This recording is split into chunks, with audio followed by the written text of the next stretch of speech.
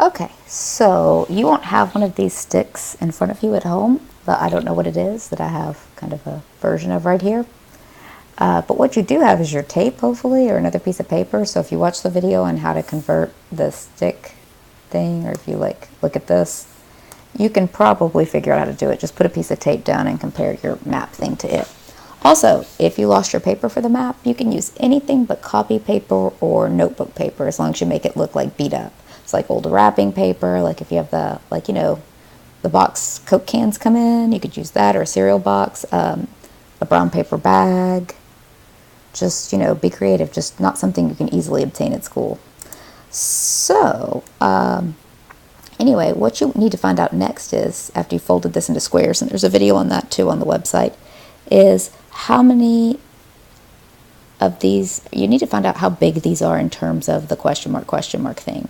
So basically, hopefully you can look at this and see that this square, like one of these things, is much smaller than the I don't know what it is thing. So it's going to be a fraction or decimal, same thing, of it. So what you would want to do is somehow compare it. So I'm going to come up here, this row looks pretty straight on this, and I'm going to see how many squares will fit in this thing.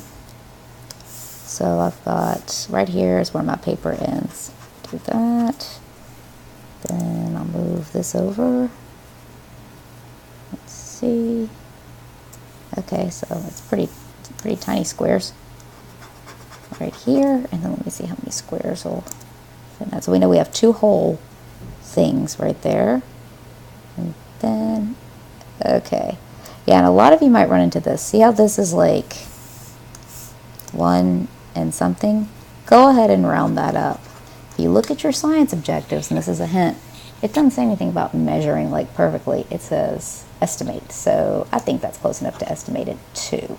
I could say this is 2. And then how much are the other ones? We got 1, 2, 3, 4, 5, 6, 7.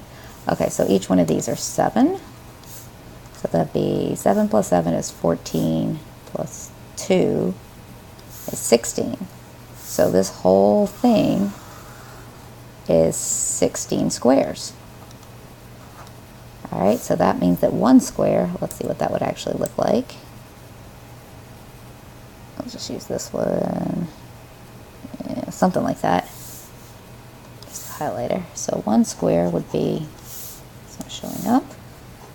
One square would be something like this. Just a very small one piece. All right, and that one piece, guess how much that is?